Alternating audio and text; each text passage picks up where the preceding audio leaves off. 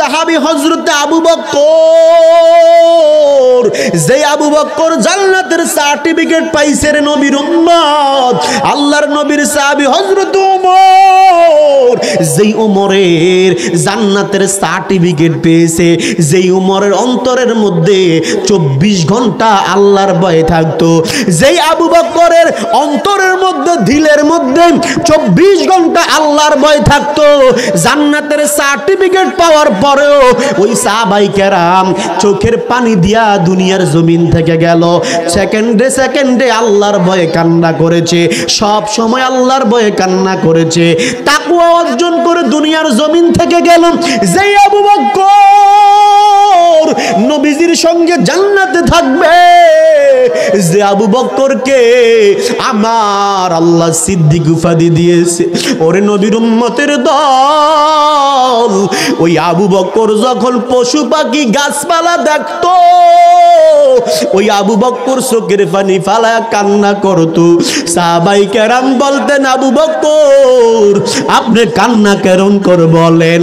আপনি তো জান্নাতের সার্টিফিকেট ওয়ালা একজন, নবীজি আপনার এত ভালোবাসতো, আল্লাহ তো আপনারে ভালোবাসে, আপনি পশু পাখির দিকে তাকা তাকা কান্না করেন।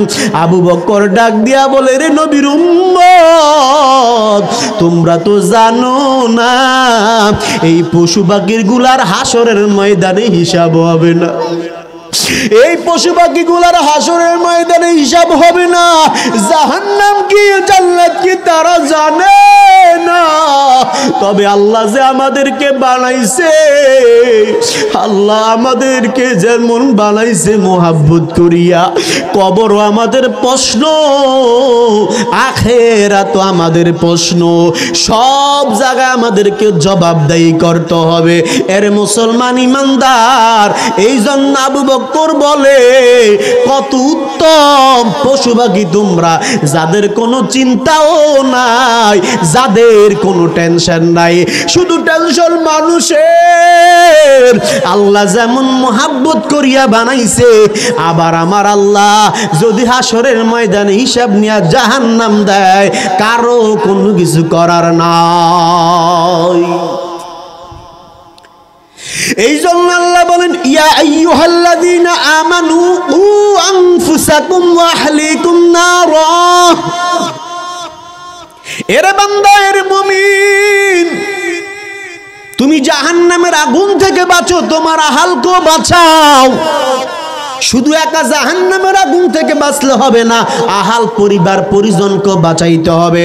আল্লাহ বলেন, ইন্না আকরামাকুম ইনদাল্লাহি আতকাকুম, আমি আল্লাহর কাছে ওই ব্যক্তি সর্বোত্তম, আমি আল্লাহর কাছে ওই ব্যক্তি প্রিয়, যে ব্যক্তি আমি আল্লাহর ভয় রেখে দুনিয়ার জমিনের মধ্যে চলাফেরা করবে।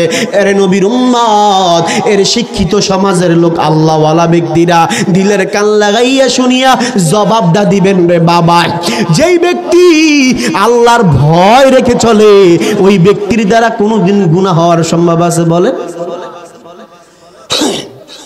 অন্তরে ভয় থাকবে কার? সর্ব অবস্থায় যদি আল্লাহর ভয় অন্তরে থাকে, গুনাহ হওয়ার সম্ভাবনা নাই। যদি হয়ে যায়, আল্লাহ বলে তাওবা করলে আমি আল্লাহ তোর গুনাহ মাফ করে দিব। হ্যাঁ, আল্লাহ বলে ওই ব্যক্তি তো সর্বোত্তম আমি আল্লাহর কাছে, যে তাকওয়া অর্জন করে চলে। বলে তাকওয়া কাকে বলে? এর মুসলমান ইমানদার, রাস্তা দিয়া হেঁটে যাইতেছো,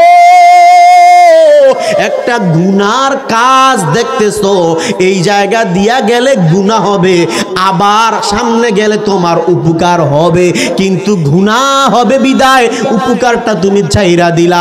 হ্যাঁ, তুমি গেলা না, চিন্তা করলা যদি আমি যাই আমার 10 টাকার উপকার হবে, কিন্তু আবার গেলে আমার গুনাহ হওয়ার সম্ভাবনা আছে। এই অন্তরের মধ্যে ভয় রেখিয়া পট্টা ফেলাই অন্য রাস্তায় দিয়া যাওয়ার নাম তাকওয়া, আল্লাহর ভয়। অন্তরের মধ্যে যদি নফসের মধ্যে চিন্তা হয় এই কাজটা করলে গুনাহ হওয়ার সম্ভাবনা আছে, আর দিল থেকে যদি বলো আল্লাহ আপনার ভয়ে আপনাকে মোহাব্বত করি বিদায় আপনার উদ্দেশ্যে আমি গুনাহ ছেড়ে দিলাম, আল্লাহ বলে ওই ব্যক্তিটাই আমি আল্লাহর কাছে সবচেয়ে দামি। বলে মুত্তাকিনদের কেমন পাওয়ার, যারা গুনাহ থেকে দূরে থাকে তারা মুত্তাকি, তারা তাকওয়াবান, তারাই হলো আল্লাহওয়ালা। এই যে আমার আগে আলোচনা করিয়া গেলেন মুকারা দরবার শরীফের আল্লাহওয়ালা একজন ব্যক্তি আল্লামা পীর সাহেব কেবলা, এর নবীর উম্মতের দল। তাকায়া দেখেন না নাঙ্গলকোটের জমিনে, বলে মুকারার জন্য এত দামি, মুকারা কেমন দামি, কেমন দামি, বলে নাঙ্গলকোটের জমিন, কুমিল্লার জমিন দামি হয়েছে মুকারা দরবার শরীফের কারণে। তাকাইয়া দেখো ওরে নবীর উম্মত, ওই মুরাদনগরের জমিনের মধ্যে সোনাকান্দা দরবার কেমন ভাবে দামি হইয়াছে। সারসিনার জমিনে তাকাইয়া দেখো, বলে সারসিনার এত নাম সম্মান কেন, বলো ওই জমিনের মধ্যে আল্লাহওয়ালারা ঘুমায়, আল্লাহওয়ালারা ঘুমানোর কারণে এত দাম, এত সম্মান। বলে আজকের এই রামপুরের জমিনের মধ্যে এত সম্মান কেন, বলে এই ময়দানের মধ্যে একটা মাদ্রাসা আছে, যেই মাদ্রাসার মধ্যে ছাত্ররা পড়াশোনা করে, আলেম ওলামারা শিক্ষা দেয়, এই জন্য এত দাম, এত সম্মান। আল্লাহর নবী বলেন ওলামাই কেরাম যখন রাস্তা দিয়া হেঁটে যায়, কোরআনের পাখিরা যখন রাস্তা দিয়া হেঁটে যায়, ওই রাস্তা দিয়া যখন যায়, আল্লাহর নবী বলেন ওই রাস্তার মধ্যে তালিবুল ইলমদের পায়ের নিচে আল্লাহর ফেরেশতারা জান্নাতি বিছনা বিছায়া দেয়। শুধু তাই নয়, আল্লাহর নবী বলেন কোন আল্লাহওয়ালা নেককার তালিবুল ইলম যখন রাস্তা দিয়ে যায়, আল্লাহর নবী বলেন উম্মত ওই এলাকায় আযাব থাকলে আমার আল্লাহ আযাব মাফ করে দেয়। কি পরিমাণ সম্মান, কি পরিমাণ পাওয়ার, কি পরিমাণ ইজ্জত, বলে এত সম্মান কেন, বলে ব্যক্তিটার কারণে। বলে ব্যক্তি কেমনে সম্মান পাইছে, বলে তাকাইয়া দেখো তার মধ্যে আর আমজনতার মধ্যে পার্থক্য হলো, আমজনতা আল্লাহর ভয় করে না, কিন্তু আল্লাহওয়ালা যারা তারা অল টাইম আল্লাহর ভয় নিয়ে চলে, ওই ব্যক্তিদের জন্য আমার আল্লাহ একটা ঘোষণা দিলেন পুরস্কার, ওয়ালিমান খাফা মাকাম রাব্বিহি জান্নাতান। আল্লাহ বলে যারা আমি আল্লাহর ভয় অন্তরে রাখিয়া চলবে, আমি আল্লাহর ভয় অন্তরে রাখিয়া দুনিয়ার জমিন থেকে যাবে, তাদের জন্য ঘোষণা হলো দুইটা বাগান। বলে দুইটা বাগান কি জানিয়া নাও, তাদের জন্য জান্নাতের মধ্যে উত্তম যাযার ব্যবস্থা। ওই জান্নাত চাননি? সকলের মনের আশা জান্নাত দাওর মালিক।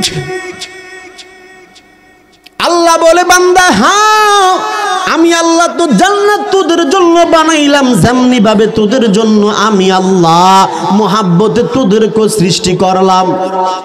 এর বান্দা ওই জান্নাত শুধু তোদের, কিন্তু আমল না করলে জান্নাত পাবা না। এই জন্য আল্লাহ বলে নিজে জাহান্নামের আগুন থেকে বাঁচো, তোমার আহাল পরিবারকেও বাঁচাও। না করে নিজে বাঁচলে হবে? আপনার এলাকার চিন্তা করতে হবে কিনা বলেন? কেউ যদি গুনাহ করে তাকে দিনের লাইনে আনা দরকার আছে না নাই? জোরে বলেন আছে না নাই? আপনি গুনাহ থেকে দূরে রইলেন, আপনার বিবিকে আপনার গুনাহ থেকে দূরে রাখা দরকার আছে না নাই? সন্তানের দায়িত্ব পিতা মাতার উপর আসেনি, বিবির দায়িত্ব স্বামীর উপরে। হ্যাঁ, স্বামীর দায়িত্ব বিবির উপরে, সন্তানের দায়িত্ব যেমন বাবা মার উপরে, বাবা মার দায়িত্ব সন্তানের উপরে, ভাই ভাইয়ের দায়িত্ব নেবে, বোনের দায়িত্ব ভাইয়ের উপরে। এর নবীর উম্মত তুমি ভাই হইলা, ভাই হওয়ার কারণে দেখলা তোমার বোন গুনাহ করিয়া গুনার লাইনে চলে যাইতেছে বেপরদা করিয়া, তুমি দেখতেছো দুই চোখে। আল্লাহ তো বললেন উ আনফুসাকুম ওয়া আহলিকুম নারা। এর বান্দা তুমিও বাঁচো, তোমার আহালকেও বাঁচাও, তোমার পরিবারকেও বাঁচাও। এই রামপুরের যদি কোনো আম্মা জান বেপরদা করিয়া চলে, এরে আব্বা জানেরা যারা স্বামী হয়েছো তোমরা এই দিবাগটা দিয়া খাটাইয়া চিন্তা করো আর জবাব দিবা। তোমার বিবি যদি গুনাহ করে অন্য লোকরে হাসরের ময়দানে আল্লাহ ধরবে না, ধরবে তোমারে আর বলবে এ বান্দা দুনিয়ার জমিনের মধ্যে তুমি বিবাহ করেছো, তোমাকে আমি আল্লাহ সুন্দর রূপসী একটা বান্দি দিলাম, তুমি কেন বেপরদা কইরা চালাইলা? যদি প্রশ্ন করে বলো বান্দা কি জবাব দিবা? 2 নাম্বার, কোন বাবা মাকে যদি আমার আল্লাহ হাসরের ময়দানে দাঁড় করাইয়া বলে, এরে সন্তানের বাবা মা, তোমাদেরকে তো আশরাফুল মাখলুকাত বানাইলাম, বলো ওই যে রামপুর লাকসামের জমিনে, রামপুরের জমিনে এত সুন্দর একটা দিনিয়া মাদ্রাসা সাজাইলো, কত কষ্ট করিয়া করিয়া, শ্রম দিয়া, মেধা দিয়া, শক্তি দিয়া, বুদ্ধি দিয়া, অর্থ দিয়া, মানুষের পরামর্শ ক্রমে সাজাইলো জান্নাতের বাগান, একটা মাদ্রাসা করলো। এর সন্তানের বাবা মা, আমি তো আল্লাহ তোমাদেরকে বিবেক দিয়েছি, বুদ্ধি দিয়েছি, কিন্তু তোমার সন্তানরে কেন দিনের শিক্ষা দাও নাই? বলো বলো রে বাবা, কি জবাব দিবা? এর নবীর উম্মতের দল বুঝাইবার জন্য বলি রে বাবা, দুনিয়ার জিন্দেগি, হায়াতের জিন্দেগি কম, একটা নেককার সন্তান যদি না বানাইয়া যাইতে পারেন, বলেন রে বাবা আল্লাহর কাছে কি জবাব দিবেন? যেই সন্তান মা বাবার জন্য দোয়া করলেই কবুল। নবীজি বলেন, ইযা মাতাল ইনসানু ইনকাতা আনহু আমালুহু ইল্লা মিন সালাসাতিন, ইল্লা মিন সাদাকাতিন জারিয়াতিন আও ইলমুন ইউনতাফাউ বিহি আও আলাদিন সালিহিন ইয়াদউ লাহু। আল্লাহর নবী বলেন, একজন ব্যক্তি যখন দুনিয়ার জমিন থেকে চলিয়া যায়, যাওয়ার পর তার সব আমলনামা বন্ধ হয়ে যায়। সাহাবীরা প্রশ্ন করলেন, নবী আমার, তবে কি তার কবরে কোনো আমলনামা পৌঁছে না? আল্লাহর নবী বলেন, হ্যাঁ, কিয়ামত পর্যন্ত 3টা আমলনামা তার কবরে পৌঁছে। কয়টা? আরো জোরে বলেন, কয়টা? 3টা আমলনামা তার কবরের মধ্যে পৌঁছে। 1 নাম্বার সদগাতুল জারিয়া, যদি কোনো বান্দা আল্লাহর উদ্দেশ্যে, দিনের জন্য, আল্লাহর মোহাব্বতে একটা টাকাও দিনের লাইনে দান সদগা করে, আল্লাহর নবী বলেন কিয়ামত পর্যন্ত ওই বান্দার কবরে পৌঁছতে থাকে। আর জোরে বলুন সুবহানাল্লাহ। 2 নাম্বার, এমন আলেম যে যা শিক্ষা করছে অন্যকে শিক্ষা দিল, ওই বান্দা শিখিয়ে আমল করলো, করার পর বান্দা যেমন সওয়াব কামাইলো, ওই বান্দা শিক্ষা দেওয়ার কারণে তার আমল নামায় তত পরিমাণ সওয়াব গেল। 3 নাম্বার, এমন নেককার সন্তান দুনিয়ার জমিনে রাখিয়া গেল, আব্বা আম্মা ওই সন্তান রাখার কারণে ওই সন্তান যখন রব্বির হামহুমা কামা রব্বায়ানি সগীরা বলে বলে কান্না করে, দোয়া করবে, আল্লাহর নবী বলেন ওই সন্তানের দোয়া বাবা মার কবরে পৌঁছা দেয়। এর নবীর উম্মত হাসরের ময়দানে যদি প্রশ্ন করে, বান্দা তুমি তো আশরাফুল মাখলুকাত, তোমারে আমি আল্লাহ এত দামি করিয়া বানাইলাম, দিন শিক্ষা দিলা না কেন? কি জবাব দিবেন বাবা বলেন? ওরে আল্লাহর বান্দারা, দিল কি মায়া লাগে না? কোরআনের জন্য, হাদিসের জন্য কি মুহাব্বত হয় না রে বাবা? কোরআন এত দামি, যেই কোরআন কবরের মধ্যে নাজাতের ব্যবস্থা হবে, হাসরের ময়দানও হবে। যেই সন্তানের জন্য, যেই সন্তান দোয়া করলে মা বাবার কবর আযাব বন্ধ হয়ে যায়। নারে তাকবীর, নারে রিসালাত, বিশেষ বক্তার আগমন। আজকের এই মাহফিলের পক্ষ থেকে, আজকের এই মাহফিলের পক্ষ থেকে আল্লাহ কবুল করুক, বলো না আমিন। এর নবীর উম্মতের দল প্রশ্ন করে, বান্দা যাইবার কোনো রাস্তা নাই, কোনো কুল কিনারা নাই, তবে বান্দা আমি বলি, আপনার সন্তানকে, আমার সন্তানকে ফুরাজে কোরআন মুখস্থ করাইবেন, ওইটার পক্ষ আমি না। তবে হ্যাঁ, একটা বাচ্চা 5-7 বছরের ভিতরে কিন্তু দিনের লাইনে অনেক কিছু শিক্ষা গ্রহণ করতে পারে। সহিভাবে কোরআনটা যদি আপনি শিক্ষা দেন, মাদ্রাসার মধ্যে যদি 40টা অন্তত হাদিসও শিখতে পারে, আদব আখলাক শিখতে পারে, ওই সন্তান দেখবেন বড় হইয়া মা বাবার সম্মান করবে, পাড়া প্রতিবেশীরে সম্মান করবে, বড় ভাইকে সম্মান করবে, বড় বোন ছোট বোনকে সম্মান করবে, ইজ্জত দিবে। আর এই শিক্ষা বেশিরভাগে পাওয়া যায় মাদ্রাসায়। এই আদবওয়ালা জিন্দেগি যদি অর্জন করতে চান, সন্তানটাকে দিনের লাইনে রাখেন। এরে রামপুরের মুসলমান, আমি বলি না ডাক্তার বানাইতে হবে না, আমি বলি না ইঞ্জিনিয়ার বানাইয়েন না, আমি বলি না ওসি বানাইয়েন না, আমি বলি না এমপি বানাইয়েন না। না রে না বাবা, আমি না বানানোর পক্ষে না। আমি বলি আপনার ভাই, আপনার বোন ডাক্তার হবে, এটা আমার জন্য গৌরব।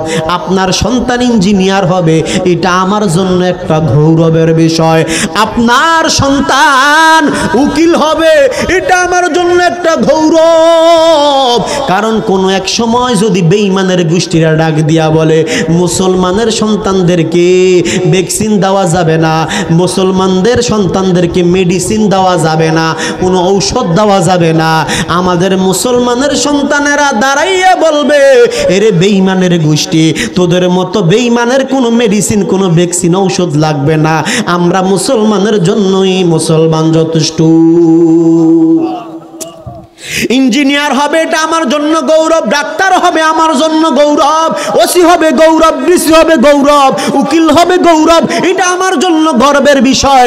হ্যাঁ, বানান অসুবিধা নাই, তবে বাবা জবাব দেন, আপনার বাচ্চা তো 5, 7, 10 বছরের ভিতরে আর এগুলা হচ্ছে না, কিন্তু বাবা এর ভিতরে যদি আপনার সন্তানকে দিন শিক্ষা দিতে পারেন, দিন শিক্ষা দেওয়ার জন্য লাগবে মাদ্রাসা, লাগবে আল্লাহওয়ালা ব্যক্তি, আলেম ওলামা। যদি আপনি শিক্ষা দেন, আদবও শিখলো, দিনও শিখলো, সব শিখার কারণে আপনার সন্তান বড় হইয়া তা আপনার সঙ্গে ভালো একটা ব্যবহার করবে, আর এই ব্যবহারটা হবে সবচেয়ে দামি ব্যবহার। এরে নবীর উম্মত, মা সন্তান মানুষ করে, বাপ ভালো মা ভালো সন্তানও ভালো হবে, গাছ ভালো তো ফল ভালো হবে, শিক্ষক ভালো তো ছাত্র ভালো। তাকাইয়া দেখো রে বাবা, ওই যে ভারতের জমিনের মধ্যে ঘুমায় খাজা মাইনুদ্দিন চিশতির দিকে তাকায়া দেখো, এত বড় আল্লাহওয়ালা হয়েছেন সব কিছু মায়ের দোয়ার কারণে। ওই আল্লামা মাইনুদ্দিন ডাক দিয়া বলে একদিন, আম্মা জান,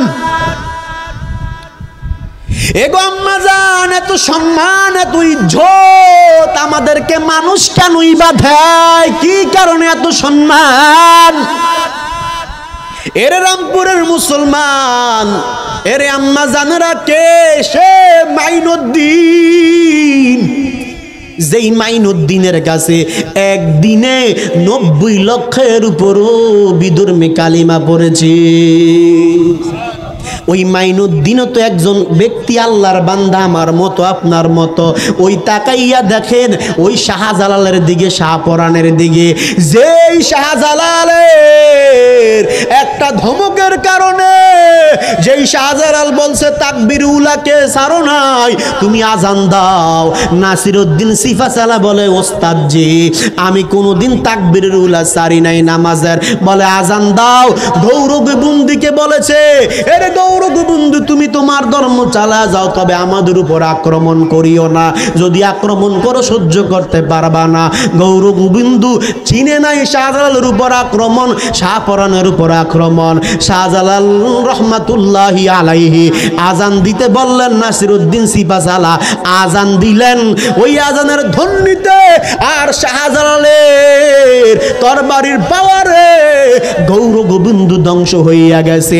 এর নবীর উম্মতের দল আল্লাহওয়ালা কেমনে হয়েছে? মা বাবার দোয়া নিয়া হয়েছে। খাজা মাইনুদ্দিন ডাক দিয়া বলে, আম্মা জান, এত সম্মান এত ইজ্জত কেনই বা হয়েছে? মাইনুদ্দিনের মা ডাক দিয়া বলে, সন্তান, এগুলা তোমার কষ্টের ফসল না, এগুলা আমি মায়ের কষ্টের ফসল। বলে আম্মাজান কি বলেন? বলে হ্যাঁ বাবা তাইলে শোনো।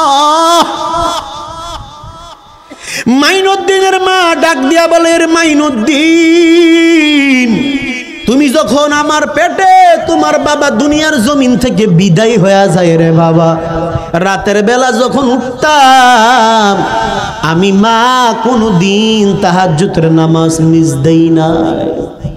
আমি মা প্রতিদিন তাহাজ্জুদের নামাজ পড়ি আল্লাহর কাছে দোয়া করতাম, আল্লাহ আমার গর্ভে যেই সন্তান আছে আপনি তারে কবুল করেন। দুনিয়াতে আসার পর আমি তোমার জন্য দোয়া করেছি। এর মাইনুদ্দিন শুধু তাই নয়, আমি মা যতদিন তোমার দুধ পান করাইছি একদিনও বিনা ওযুতে তোমার মুখে দুধ দেই নাই। এরে আম্মা জানেরা, মোহাম্মদ দিয়া ভালোবাসি ও রামপুরের মাগো, এগো আম্মা জানেরা, আমিও তো মায়ের সন্তান, আপনারাও তো মায়ের সন্তান, শাহজালালও তো মায়ের সন্তান, খাজা মাইনুদ্দিনও তো মায়ের সন্তান। এ আম্মা জানেরা, আল্লাহ আপনাদেরকে কত সম্মান দিয়েছে গো মা, কত ইজ্জত দিয়েছে। এই জমিনের মধ্যে আপনাদের মতো সম্মানী কাউরে দেয় নাই গো মা। এ গো মা, একটা সন্তানকে যদি মানুষ বানাইতে পারেন গো মা, আজকে তো দেখা যায় মাও সকাল বেলা ঘুমায়, সন্তানও ঘুমায় আছে না নাই। আজ থেকে আরো 10-20 বছর আগে আমরা তাকাইয়া দেখলাম ফজরের নামাজ যখন পড়িয়া রাস্তা দিয়ে একটু হেঁটে যাইতাম, কেমন জানি একটা মধুময় কণ্ঠের আওয়াজ পাওয়া যাইত। বড়দেরকে বলতাম কিসের আওয়াজ পাওয়া যায়? বড়রা বলতো আম্মা জানেরা মনে হয় কোরআন তেলাওয়াত করে। হ্যাঁ তা সত্য রে বাবা, আগেরকার দিনের আম্মা জানেরা আমি দেখেছি, আপনারাও দেখেছেন বা শুনেছেন, ভোর রাত্রে উঠিয়া তাহাজ্জুদের নামাজ আদায় করতো, তাসবিহ আদায় করতো, ফজর পড়ে কোরআন তেলাওয়াত করে কাজের মধ্যে শুরু করতেন। এটাই নবীর আদর্শ, এটাই আল্লাহর হুকুম। কিন্তু বর্তমান জামানায় নেট দুনিয়া মোবাইল বাইর হওয়ার পর আম্মা জানো মোবাইল নিয়ে ব্যস্ত, আব্বা জানো মোবাইল নিয়ে ব্যস্ত। আম্মা জান রাতের বেলা 12টা-1টা পর্যন্ত ইউটিউব, টিকটক, ফেসবুক নিয়ে ব্যস্ত, সন্তান ওই নিয়ে ব্যস্ত। আম্মা জান ফজর কোন দিক দিয়া যায়, আমার বোনের ফজর কোন দিক দিয়া যায় খোঁজ খবর নাই, সন্তানেরও খোঁজ খবর নাই। সকাল 7টা-8টা বাজে ঘুম থেকে উঠে আম্মা জানো ঘুম থেকে উঠিয়া বলে বাবা ঘুম থেকে উঠো।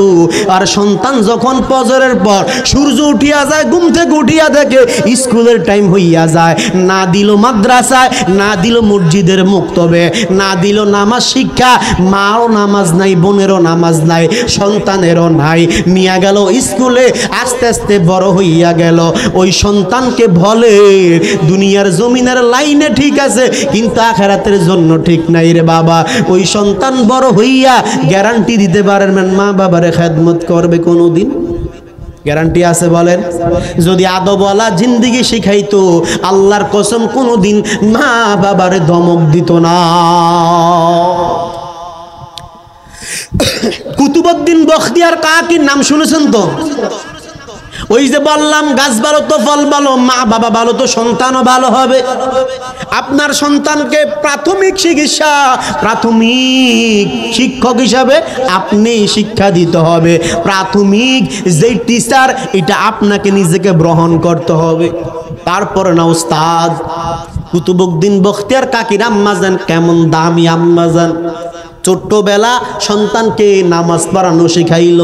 কুতুবউদ্দিনের বয়স 5-7 বছর মাত্র। কুতুবউদ্দিনের আম্মা জান প্রতিদিন সন্তানকে বলে বাবা নামাজে যাও।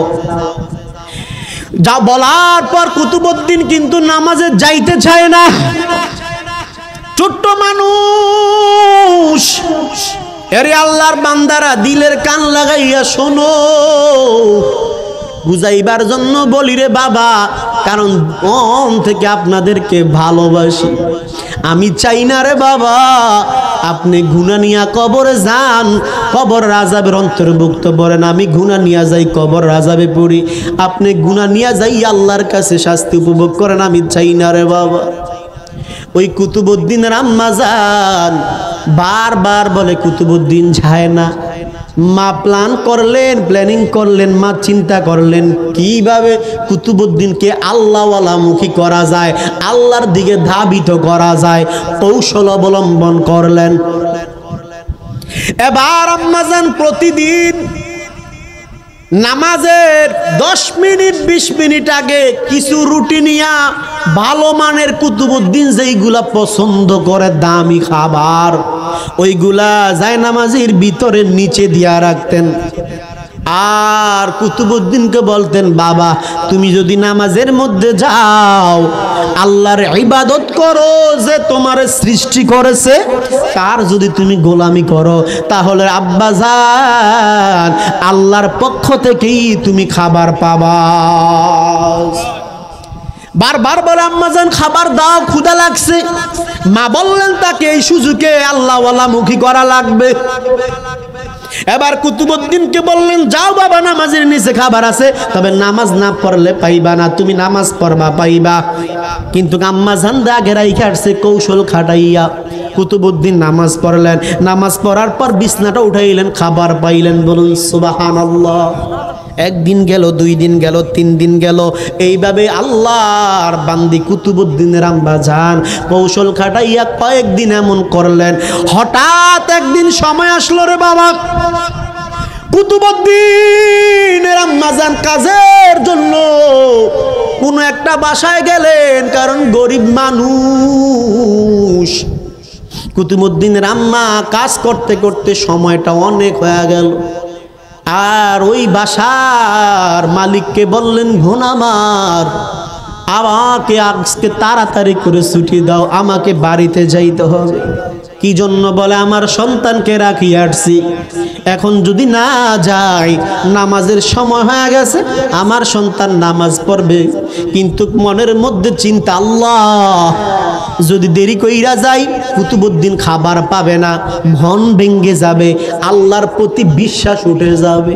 কারণ আমি তো কৌশল করিয়া করিয়া রে আল্লাহ কুতুবউদ্দিনকে নামাজের মুখী করতেছি। ওরে দয়ার মালিক, তুমি ছাড়া তো আজকে আমার কেউ নাই, তুমি আমার একটা রক্ষা করো। এমন টাইমে ওই মহিলার কাছ থেকে বিদায় নিয়া খাবার নিয়া বাড়িতে আসলেন। এসে দেখলেন কুতুবউদ্দিন নামাজে দাঁড়ায় গেল। সুবহানাল্লাহ। কুতুবউদ্দিন নামাজের মধ্যে দাঁড়ায় গেল। প্রতিদিন নামাজের আগ মুহূর্তে আম্মা জান নামাজের নিচে খাবার দেয়, আজকে কেমনে দিবে, তাইলে তো কুতুবউদ্দিন দেখে ফেলবে। এবার পিছনে দাঁড়া দাঁড়া দাঁড়া দাঁড়া কান্না করে, কান্না শেষ, নামাজের মসলা দাঁড়াইয়া আবার সিজদার মধ্যে পড়ে পড়ে কান্না শুরু করলেন। ও আল্লাহ, আমি তো আপনার গুনাহগার বান্দিরে আল্লাহ। ওরে আল্লাহ, নিজের জন্য না, সব তোমার জন্য করতেছি রে আল্লাহ। ও দয়ার মালিক, আমি চাই আমিও জাহান্নামের আগুন থেকে বাঁচি, আমার সন্তানরও জাহান্নামের আগুন থেকে বাঁচাই। এর নবীর উম্মতের দল হাসরের ময়দানে সন্তানের কারণে মা বাবা জাহান্নামে চলিয়া যাবে, মা বাবার কারণে সন্তানও জাহান্নামের দিকে চলিয়া যাবে। অন্তরের মধ্যে ভয় রাখিয়া রাখিয়া ওই কুতুবউদ্দিনের আম্মা জান বলেন, আল্লাহ আমি চাই তোমার আযাব থেকে রক্ষা পেতে রে মালিক। ওরে আল্লাহ, যা কিছু করছি সব তোমার সন্তুষ্ট করার জন্য, একটা কাজও তোমার অসন্তুষ্টর জন্য করি নাই। এই কথা চিন্তা করিয়া আর আল্লাহর কাছে দোয়া করা শুরু করলেন। ও আল্লাহ, কুতুবউদ্দিন তো আজকে নামাজের মধ্যে দাঁড়া গেল, এখন কিভাবে খাবার দিব? নামাজ শেষে নামাজ উঠায় দেখবে খাবার নাই, এখন তো আমি দিতেও পারি নাই, সন্দেহ হইয়া যাবে, আপনার প্রতি ব্যবস্থা করিয়া দেন। আম্মা জানের চোখের পানির তো দাম আল্লাহ ফিরায় না, কারণ দুনিয়ার জমিনে সবচেয়ে দামি হাত মা বাবার হাত। যে ব্যক্তি মা বাবা হারাইছো, যে ব্যক্তি মা বাবা হারাইছো রে বাবা, তোমরা তো জানো না মা বাবার কত দাম, মা বাবার কত সম্মান। এই ময়দানে তো অনেকে বাবা হারাইয়া বসছো, অনেকে মা হারায়া বসছে রে বাবা। আজকে তো এই ময়দান থেকে অনেকে বাড়ির মধ্যে যাবে, গিয়া দেখবেন আম্মা জান বাড়ির মধ্যে আছে, আব্বা জান বাড়ির মধ্যে আছে। কত মায়া লাগবে, কত দয়া লাগবে। আব্বা বলিয়া ডাকতে পারবে, মা বলিয়া ডাকতে পারবে। আমার মতন যে আছো রে, এই জমিনে বাবা নাই, বাড়িতে গিয়া দরওয়াজা লক করবে আর দেখবে দরওয়াজাটা বন্ধ।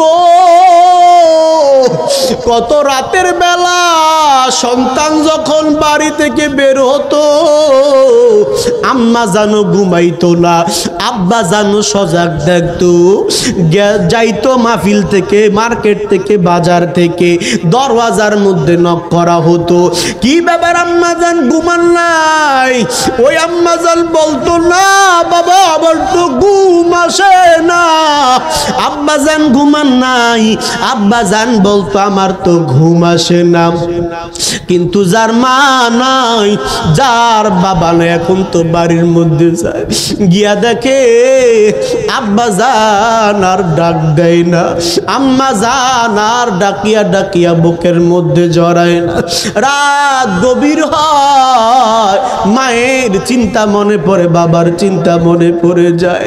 যে মা বাবা হারাইছো সে বুঝে মায়ের ব্যথা। নবীজি বলেন দুনিয়ার জমিনে সবচেয়ে দামি হাত হলো মা বাবার হাত। ওরে রব্বুরের আব্বা জানেরা, ওরে রব্বুরের আম্মা জানেরা, কত কষ্টে রে কত জনে ঈদ কাটাইছে, কত জনে রে কত কষ্টে রমজানটা কাটায়া দিল রে বাবা। এরে আব্বা জানেরা, প্রবাস থেকে একটা যুবক ভাই আমার রমজানে কল দিয়ে বলল, হুজুর দোয়া করিয়ে, হুজুর গো আমার বড় কষ্ট হয়। আমি বললাম যুবক বলো তোমার কি হয়েছে? যুবক বলে হুজুর আমি দেখেছি আমি বিদেশে আসার জন্য আমার বাবা কত কষ্ট করছে, আমার ভবিষ্যৎ নিয়ে কত চিন্তা করছে। আমি যখন বড় হওয়া শুরু করলাম আমার বাবার চিন্তা চেতনা এমন একটা অবস্থায় দেখলাম, মাথার গাম পায়ে পালাইয়া পালাইয়া আমার বাবা আমার জন্য কষ্ট করেছে। হুজুর গো প্রবাসে আসলাম, বাবা কত বাড়িতে গিয়া গিয়া কত মানুষের বকাবাদ্য শুনিয়া টাকা আনছে, সন্তানের জন্য কত কথা বাবা মা শুনেছে, কত মানুষের গালি খেয়েছে, বাবা মা কত কান্না করেছে, কত মানুষের আঘাত খেয়েছে সন্তানের জন্য। তারপরও দেখবেন সন্তানরে কষ্ট পাইতে দেয় না।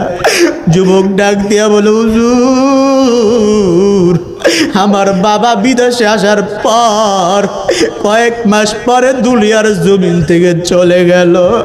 রাতের বেলা আমি কল দিতাম, আমার বাবায় ফোন ধরিয়া বলতো শুরুতেই বাবা তোমার শরীরটা কেমন আছে? আজকে অনেক দিন হয়ে যায়, আব্বা জানবে ফোন দে, এই কল আর রিসিভ হয় না। এর রামপুরের মানুষ কে জানি রে বাবা হারায়া পড়ছো, কে জানি রে মা হারায়া পড়ছো, কে জানি রে দুয়ার দরওয়াজা থেকে বন্ধ হয়ে গেছে। নবী বলেন কোন সন্তানের মা বাবা যাদের দুনিয়ার জমিনে আছে যখন দোয়া করে তার দোয়ার দরওয়াজা খোলা, যার মা বাবা নাই তার দোয়ার দরওয়াজা বন্ধ। ওরে আব্বা জানে না,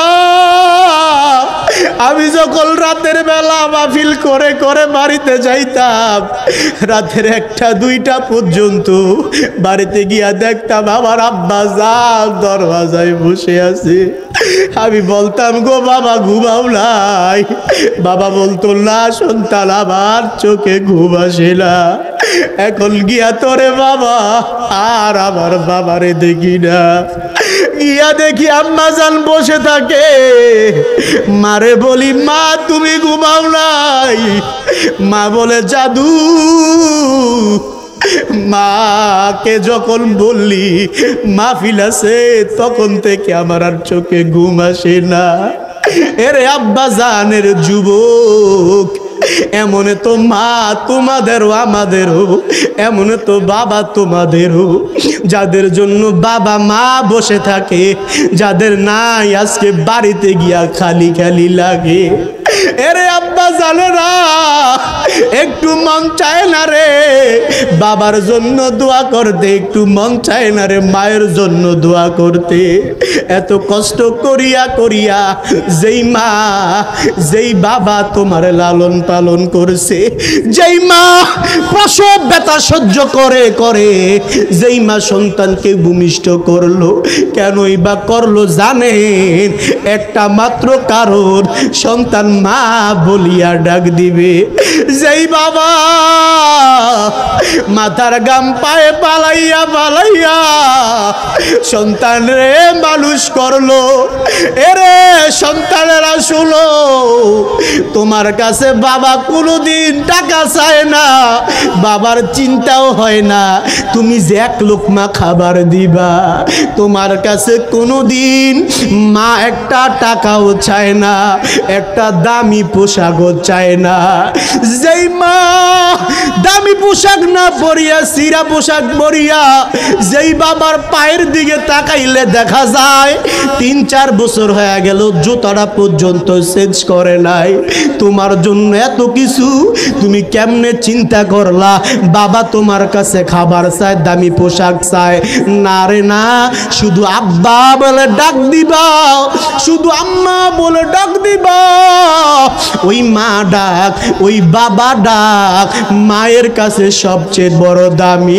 এই প্রসব ব্যথা নিয়া নিয়া মা সন্তানকে ভূমিষ্ঠ করে শুধুমাত্র একটা মা ডাক শোনার জন্য। জীবনের মূল কষ্ট মায়ের প্রসব বেদনা, 7 আসমান 7 জমিন তখন মায়েরই মাথায়। জীবনের মূল কষ্ট মায়ের প্রসব বেদনা, 7 আসমান 7 জমিন তখন মায়েরই মাথায়।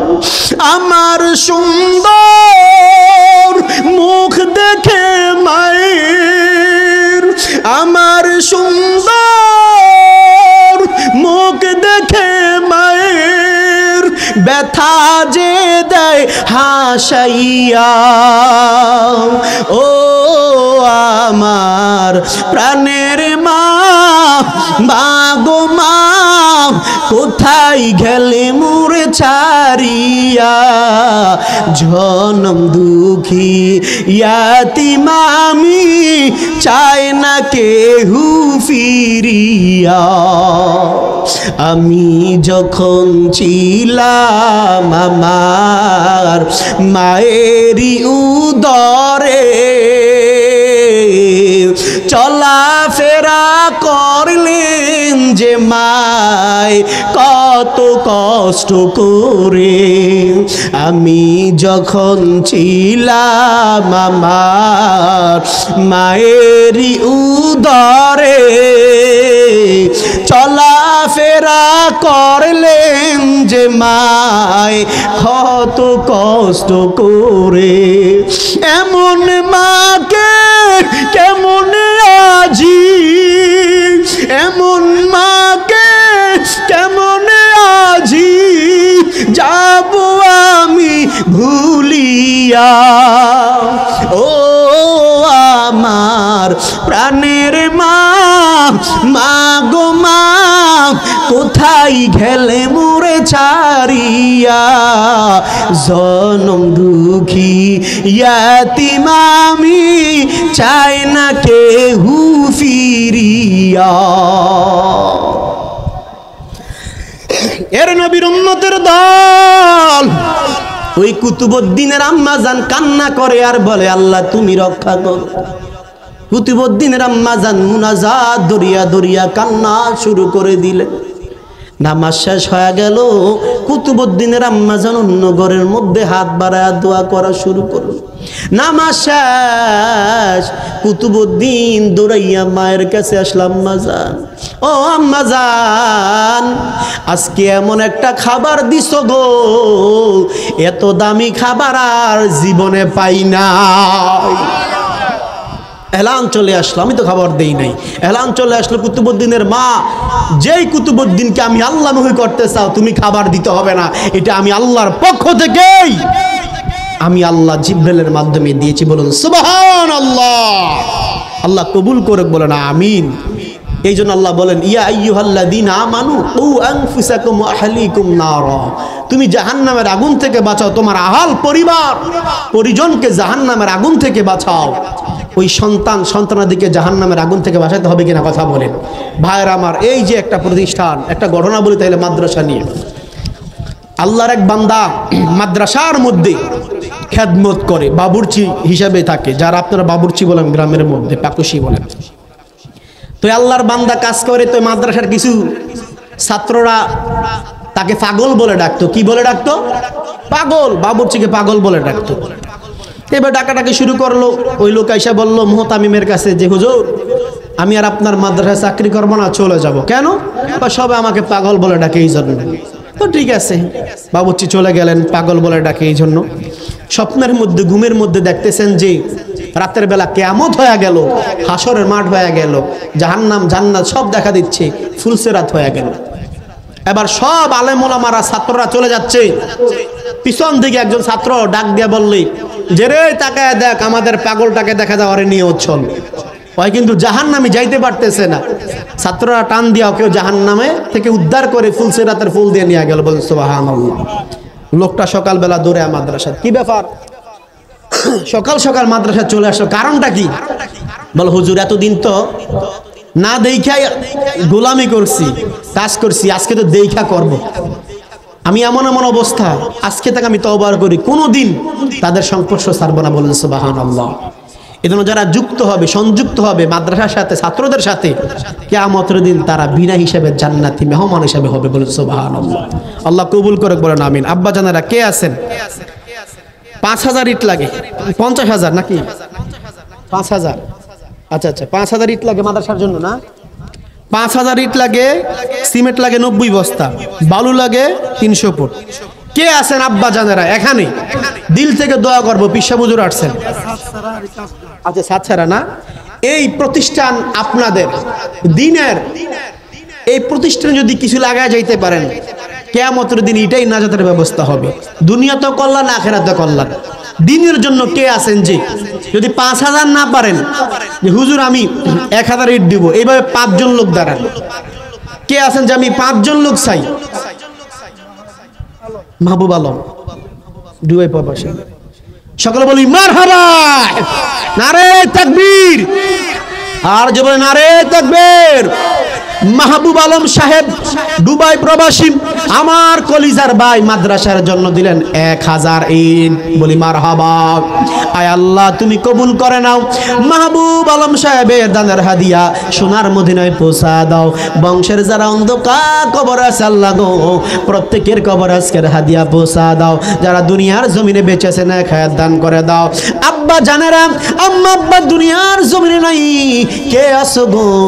আব্বা আম্মার জন্য বলো হুজুর মাদ্রাসার জন্য, আব্বা আম্মা আম্মা থাকলে গো হুজুর কত মন্ডা চায় খাওয়াইতে। হুজুর গো এক সময় টাকা ছিল না, আব্বা আম্মার খেদমত করতে পারি নাই, এখন টাকা হইছে, আব্বা আম্মা নাই, কি করব? আমি বলবো ভাই, আমি বলবো বোন, ওই মাদ্রাসায় দাও, আব্বা আম্মার কলিজা ঠান্ডা হয়ে যাবে। কে আসো গো একজন একজন করে বলো, হুজুর 1000 2000 ইট আমি দান করব।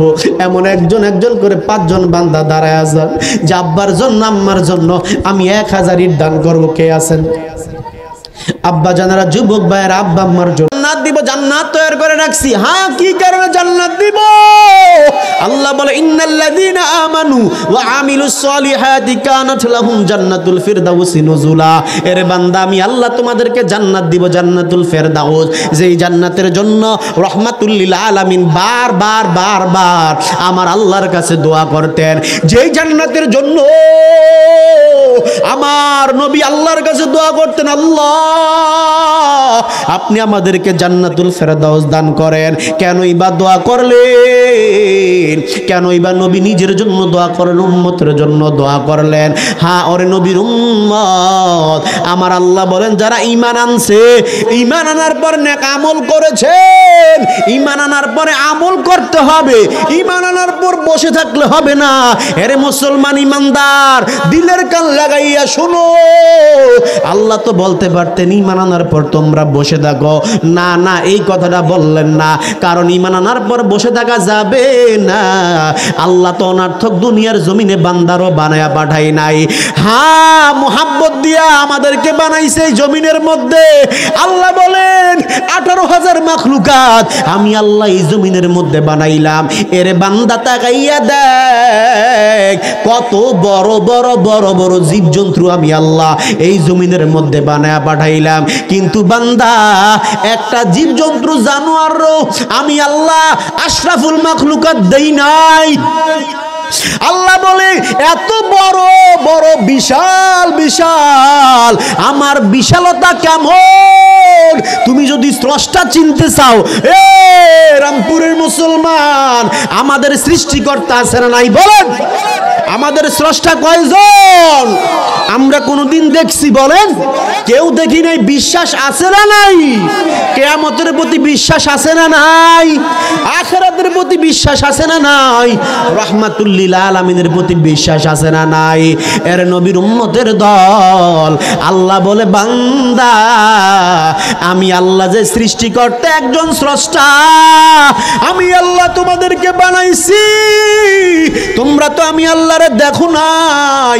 হ্যাঁ, আমি আল্লাহরে না দেখিয়া তোমরা ঈমান এনেছো, তবে কেনই বা কি করবা বলো? আল্লাহ বলে বান্দা তোমরা আমি আল্লাহর গোলামি করবা, ইবাদত করবা, ইবাদত আমল দেখিয়া দেখিয়া আমি আল্লাহ বান্দারে জান্নাত দিব। এর নবীর উম্মতের দল, এর নবীর আশিক, শুনিয়া নাও। আল্লাহ বলে বান্দা 18,000 মাখলুকাতের মধ্যে তোমার ছোট বানাইলাম, তোমার কালো বানাইলাম। আমি আল্লাহ ইচ্ছা করলে তোমারে কত নাম্বার জানি ফেলাইতে পারতাম, কিন্তু আমি আল্লাহ তোমার নাম্বারের মধ্যে রাখি নাই। আমি আল্লাহ তোমারে প্রথম কাতারে রাখছি। এর মুসলমান ইমানদার, মানুষটা কালা হইতে পারে, কিন্তু আশরাফুল মাখলুকাত আল্লাহ ঢুকায়া দিলেন। আল্লাহ বলেন বান্দা 18,000-এর মধ্যে তোমার সর্বশ্রেষ্ঠ জাতি বানাইলাম। কেন জানো? বান্দা যদি প্রশ্ন করে আল্লাহ কেনই বা আমাদেরকে দামি বানাইলেন, আল্লাহ বলে মুহাব্বতের কারণে। আমি আল্লাহ তোমাদেরকে ভালোবাসি, মুহাব্বত করি। এর বান্দা দুনিয়ার জমিনে সব সৃষ্টি আমার, সব কিছুর স্রষ্টা হইলাম একমাত্র আমি আল্লাহর। তবে হ্যাঁ, এর বান্দা মনে রাখো, দুনিয়ার জমিনে এত কিছু বানাইলাম, তবে হিসাব হবে দুই দলের, একটা হলো জিন আর একটা হলো ইনসান। হিসাব কয় দলের হবে? দুইটা জাতির হিসাব হবে। একটা জাতি হলো ইনসান আর একটা হলো জিন। এর মুসলমান ইমানদার, আল্লাহর গোলাম, আমাদের হিসাব হবে, পশু পাখির হিসাব হবে না। তবে আল্লাহ বলে বান্দা এই যে গাছ তরুলতা হিংস্র প্রাণী বলো আর জীবজন্তু জানোয়ার বলো এই জমিনের মধ্যে যা দেখছো সব তোমার গোলামি করবে, সব বান্দা তোমার গোলামি করবে, তোমার কথা মতন উঠবে চলবে খাইবে, কিন্তু বান্দা একমাত্র তুমি আমার গোলামি করবা। আল্লাহর নবী